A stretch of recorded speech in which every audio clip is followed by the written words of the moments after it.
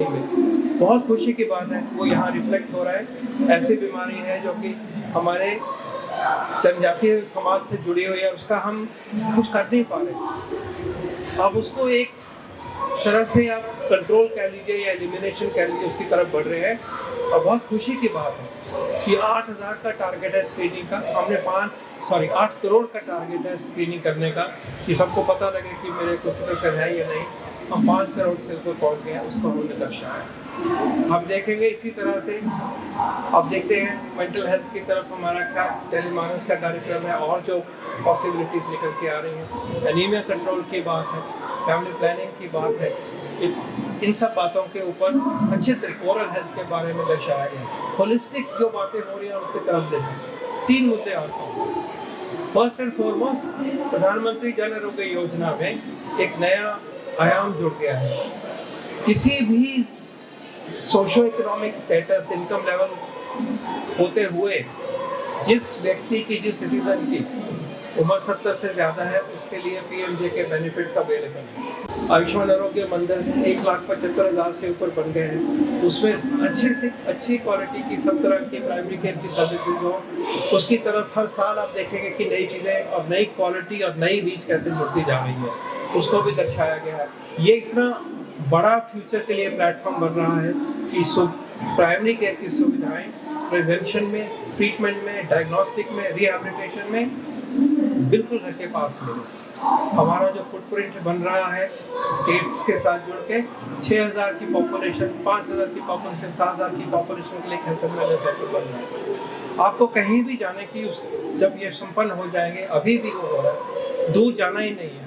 आप पेट की दर्द के लिए भी आइए, सिर की दर्द के लिए भी आइए, और कैंसर स्क्रीनिंग के लिए भी वहाँ आइए, और गाइडेंस लेने के लिए भी आइए कि आपने तो बच्चों को कैसे जो सुविधाएं देनी है, बच्चे को चेकअप कराना है, डेंटल हेल्थ के लिए आना है, ENT चेक के लिए, ऐसा विजन बन के, और ये काम प्रोग्रेस पूरी तेजी से हो रहा है।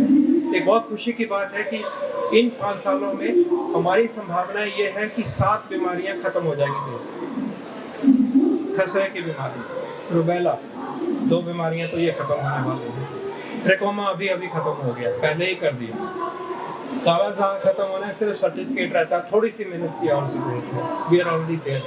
टीबी खत्म होगी, लेप्रोसी खत्म होगी, और इसके साथ साथ लिम्फेटिक फाइब्रोसिस खत्म होगा, और मलेरिया खत्म कर ही देंगे शायद, नहीं तो उसके बहुत क्लोज हो गए। अब इमेजिन करिए, देश से ये 7 बीमारियां हमेशा के लिए खत्म।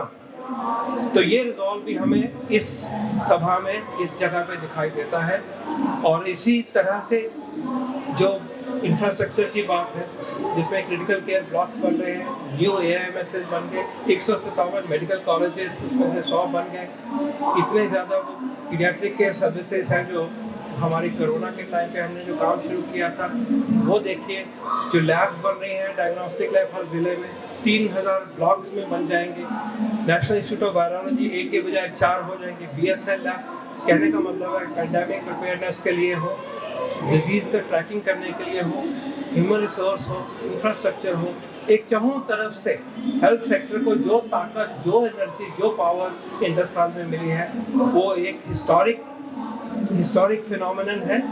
और जहाँ तक मेहनत आज तक हुई थी, उसको लेके कि पूरे उस छोर तक जाना है, जो कि हम पूरे जो विकसित भारत है, विकसित देशों का वो विकसित भारत मुकाबला करेगा। और उससे पहले, बल्कि ये हम काम उससे पहले पूरा करेंगे, क्योंकि मैम हेल्थ सेक्टर डेवलपमेंट का इनेबलर है।